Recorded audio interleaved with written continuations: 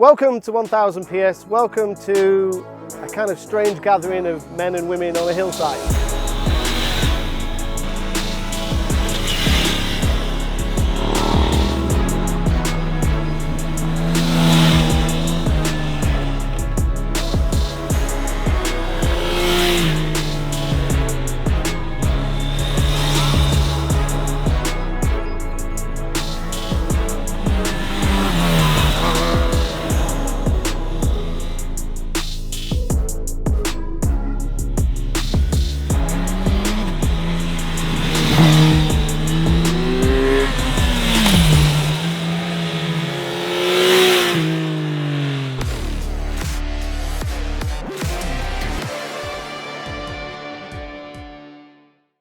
It's not going to be just my opinion on this one, it's going to be a range of skilled riders, changeable weights, changeable styles, changeable experience. So you're not just going to get my opinion as an ex-racer, you're going to get the opinion of people who can smoke electric pipes and look cool. But what we've got together is a group of naked middleweight, exciting street bikes. These are the actual bikes that I would actually purchase. Don't get me wrong, I love Panigales and Fireblades and riding on race bikes on racetracks. And I love kicking up dirt and on adventure bikes and I love motocross. But as an everyday bike, the bike you want to open on a Sunday and see in your garage, these middleweight, fun, naked bikes are the bikes that we want to have. But which one is going to come out on top? To make it fair, we put Bridgestone rubber on all the bikes. To make it equal, we've got perfect conditions, we've got the perfect weather, we've got 2 days of riding. You're going to get the verdict of everybody in the team. So let's see which one comes out on top. From the looks, it's like this. What I really appreciated on the Yamaha was the attention to detail. It has these awesome buttons, awesome paint job, awesome finish. So I think to myself, okay, actually the Yamaha would be the loveliest one. Only when it's standing there, I somehow find the Suzuki more appealing. And I find that strange because it is already absolutely aged.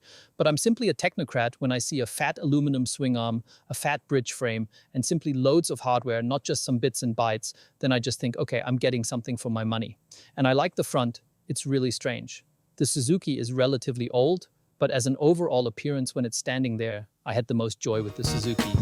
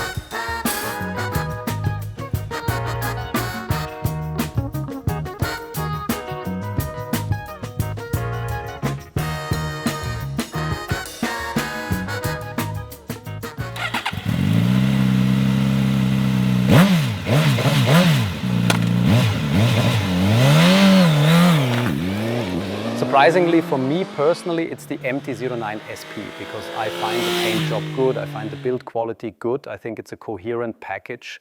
It somehow comes across beefy, masculine, but still not too show-off. The KTM, that headlight mask, is polarizing, I don't like it. And I also find the build quality of the KTM in detail not quite at the level of the Yamaha. I was surprised by the Honda Hornet. I didn't really like it, neither in photos nor in real life. But while riding, because it rides so well, I liked it even more. But I have to say, Honda for me no longer has the same quality standards of earlier Honda models. If you look at the frame construction, it just looks a bit cheaper than it used to. The Suzuki is somewhere right in between, and so is the Kawasaki.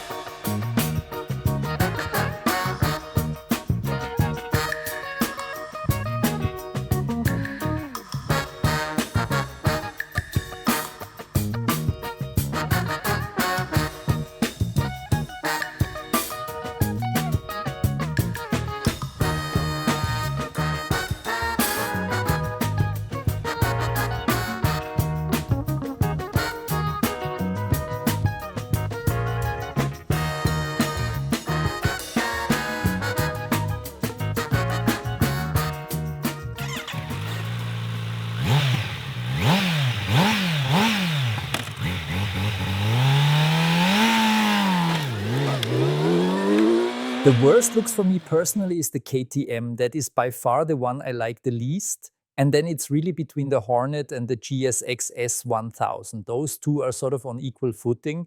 Although on the GSX-S 1000, this unbelievably beefy, rough look. And then at the same time, the Superbike frame and the Superbike swing arm, which you can really see flowing into the design. I think that's really great. The Honda is a bit more homogeneous, but also neat.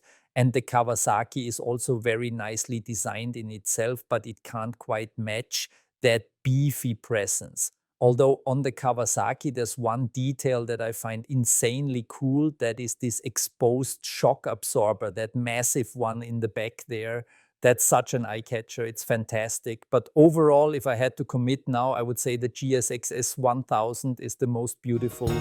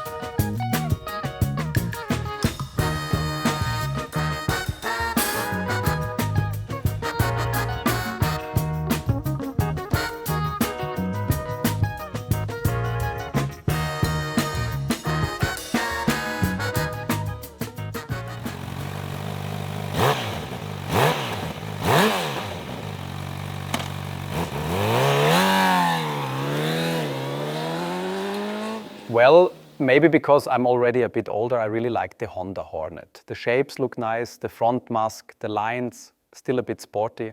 That I liked a lot, also with the black and the anodized gold and so on. I find that looks premium. On closer inspection, okay, you could discuss, you could make some compromises at the frame, but visually I find the CB very beautiful. The Suzuki again, absolutely great to ride, yes, I really like it, but I just don't like the front. For me personally, no, that just doesn't work somehow. KTM, like you said correctly, very radical, and I like that from the side view. It looks short, slim, really cool. With the Kawasaki, I think it's the tank. It's very bulky and pointed upwards. How should I say? I almost call it a camel hump, and then you sit really deep in the bike. That personally doesn't appeal to me, neither the look nor that green color. What I liked the least was unfortunately the Suzuki. I'm actually always a fan of it, but it looks pretty bulky in its appearance, I think. I like the suggested winglets at the front very much, and also the color scheme, I like that. I just don't like this forged carbon, is it called that? Those parts are just not really my thing. I think it takes away a bit from the premium look. My favorites are the CB and the KTM.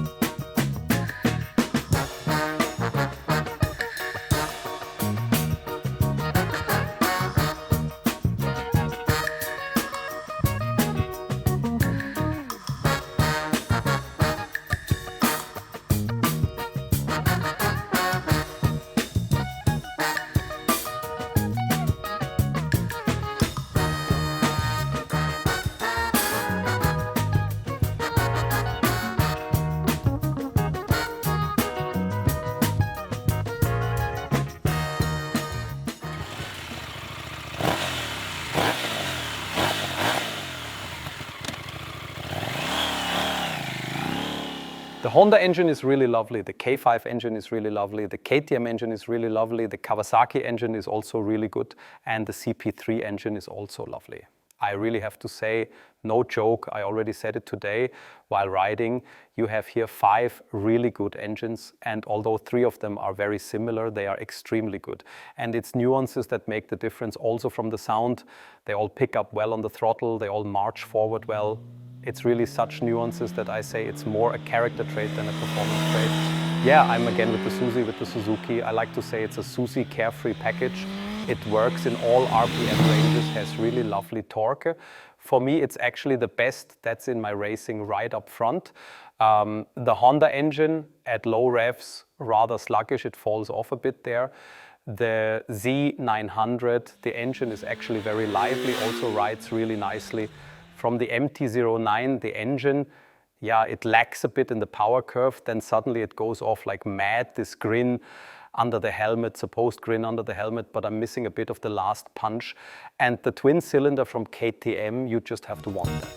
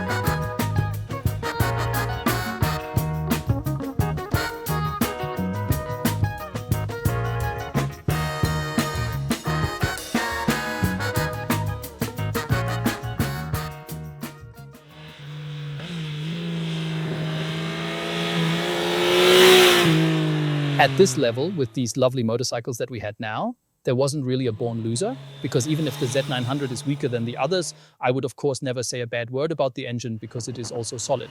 And it was like this. We rode up the Schleizer mountain or also the Serpentines, and it wasn't the case that anyone was faster or slower. It doesn't matter, they were all equally fast, all the riders with their engines. So I couldn't say anything bad. Even the smaller engines, the weaker engines, they have a different gearing, they have a different throttle map, so they all feel lovely. And actually, in terms of adrenaline kick, the KTM was stronger than the 4 cylinders, but probably if you take out the stopwatch on some long straight, it may be weaker, but adrenaline-wise, nothing was missing.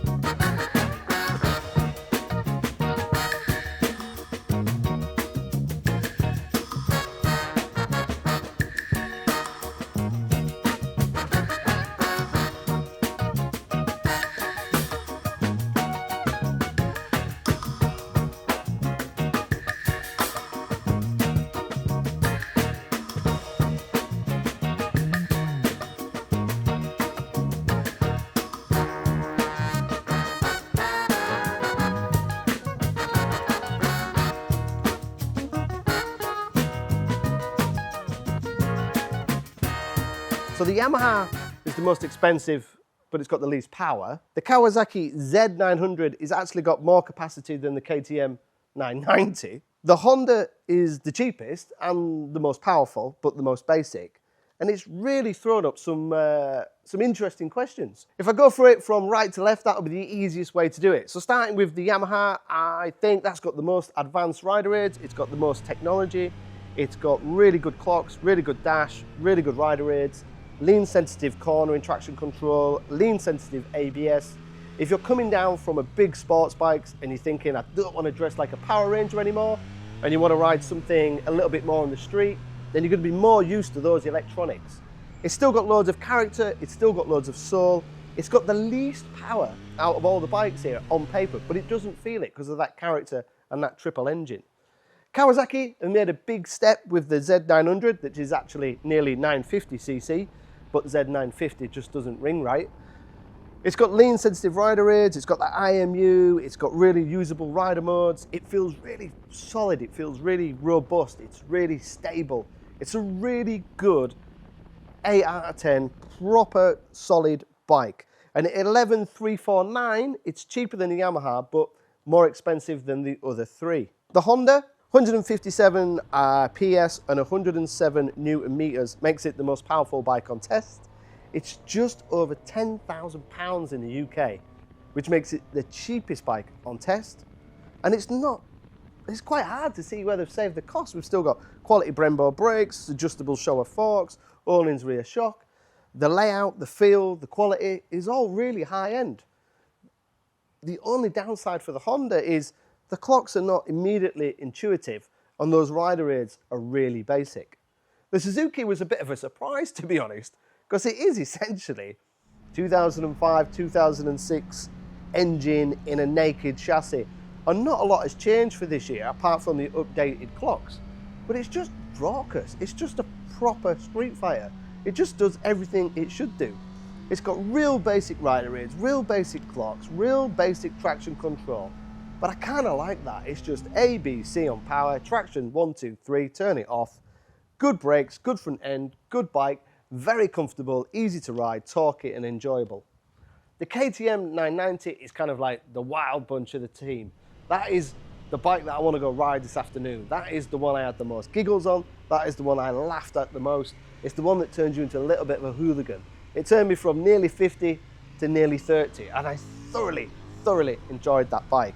£11,000 is kind of priced in the middle, but then don't forget you've got to pay for that tech pack after you've owned it for a few months and decide which rider aid you do and you don't want. It's been interesting to get all the comments from everybody at 1000 PS and to see what they've loved and what they haven't loved. And then the end decision is going to be a difficult one because some of the bikes have got advanced rider aids and some don't. If you've grown up with cornering ABS, if you've had that on a KTM 390, or if you're coming down from a sports bike like an R1M with brilliant electronics, then it's going to feel pretty basic when you get on the Suzuki and the Honda with relatively basic rider aids and no cornering ABS. So that means you're probably going to choose the Yamaha, the Kawasaki, or the KTM. If you're the other way and you're old like me and remember when David Hasselhoff went from Knight Rider to Baywatch, then you don't really care about rider aids. You just want old school, raw, cool power. Then it's probably the Suzuki and the Honda, which are the cheapest. And the Honda is nearly £1,000 cheaper than the Suzuki. For me, it's a real difficult one because this afternoon, if we were going to go for another ride in the Austrian Hills and have another dangerous riding competition, then I'd choose the KTM 990 because I think it's an absolute hoot to ride. I'm a bit unsure about the headlight, I'm a bit unsure about the looks. When I open the garage door on a Sunday morning, I don't think I'm going to go, wow, but I am going to enjoy riding it, and that's really important. But is that the bike I would actually buy? Probably not. The bike that I would actually buy is the one that I'm actually sat on. Two main reasons for that. One, I'm a cheapskate, and this is just over £10,000. So that is nearly £2,000 cheaper than the Yamaha. It's the cheapest by a considerable margin. It's got the most power, it's got the most torque, it's got that Fireblade engine. The suspension works really well, it's quite sporty, it's quite agile, it's so much fun, it's got so much character. Okay, the rider aids are basic, but I'm old school, so every time I get on it, I'll just switch off the rider aids and just forget about it. I love it in the dry. I love it on these tyres. I think it's got real sporty appeal. That might change a little bit when it comes to winter and I miss those rider raids. And it might change a little bit when I want a little bit more comfort, which the Suzuki offers for £950 more.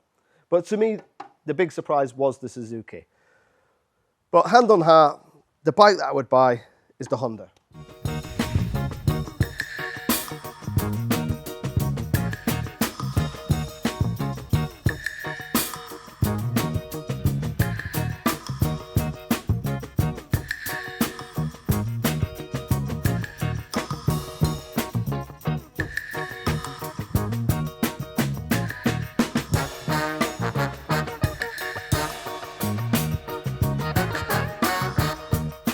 Today, for this naked bike test, we all had the same helmet and the same tires, and the helmet is, of course, a safety product. The advantage with this Arai Quantic is that it has a strong image. That means you have this Isle of Man Arai super brand image, and then you have this comfort. And now we had Amelie with us. I do not even know how old she is, but 1,000 years younger than me and slim. And then we had Adam with us, 1,000 years older than me, and not so slim and smaller, who already rode the Isle of Man with the Arai. And then we had Zonko, and we had all kinds of different people. And strangely enough, they all sat there and each one said, man, this helmet just fits so incredibly well. And I do not understand how that is possible. How is it possible that 6 different people sit there and each one tells me that this helmet fits? And that is actually strange, because why does not every other helmet manufacturer simply make helmets like this? So much for the fit. And then, of course, I quickly asked Adam Child, our British colleague, why he rode the Isle of Man with the Arai. Why did you rode Arai on the TT? Because of the cash? I wish it was the cash, but no. It was the safety and it was the backup that Arai do. So they replace all your visors, do all the tear-offs, and then when you're in the pits, you can have a quick visor change, and the Arai is the easiest. But in 2015, I had a big crash at the TT wearing Arai. I got a free ride in a helicopter, which was nice. And the Arai, the safety was exceptional. So every time I've road raced, I've always worn Arai. So that lid, I think, has still got the stickers from, I think. So this bike was on the TT? No, this one did Northwest. So 2023 Northwest. And then Goodwood Revival. So yeah, that's the helmet I raced at the Northwest. But now I'm curious, because we are here on a street test and you're riding the racing helmet, because we are all riding the Quantic, is the street helmet. Yeah. But you are riding the racing helmet on the street. Why? It's good. I mean, it's quiet. It's got good aperture. I can see, and I just feel comfortable wearing an Arai. If I can wear a full race helmet, I'll always wear a full race helmet. And this one has been tailored to my all the cushioning, and the front and the interior is all bespoke for me. Okay. So it's made to fit. Everything has been designed to fit my helmet, my tiny head with giant brain. With these standardized tires, I'm not sure how to do it for our community. On the one hand, we want to evaluate the bikes. Then it's the case that some manufacturers already give their buyers awesome tires straight away, like the Yamaha MT-09 SP. It comes with the most modern Bridgestone S23. And then there are other manufacturers who put cheaper tires on, for example, the Bridgestone S22 or some other. And that also has to be part of the evaluation. Where do you already have a top tire on a new bike and where just a good tire? And why shouldn't that also go into the evaluation? On the other hand, if we do what people out there actually do, namely put the best tire you can get on that bike, then I think that's realistic. And so we said, okay, what would normal people out there do? They've got an awesome bike. They'll probably strap on something like a Bridgestone S23. That's a universal tire. You've got sporty performance with it. We'll also ride with it on the Supermoto track in Bad Fischau. We'll ride it at the Pannonia Ring. Today we rode in 30 degrees. On the other hand, it also has to work if I send my colleagues up there early in the morning. It has to be such that these 5 bikes make it safely through every photo corner. Even if it cools down once, or if it rains a bit and nothing ever happens, then you know the tire has contributed a little to that. That's what the Bridgestone did. And everyone who rode it can recommend it with conviction and also say with a bit of a relieved sigh, thank goodness the S23 is on.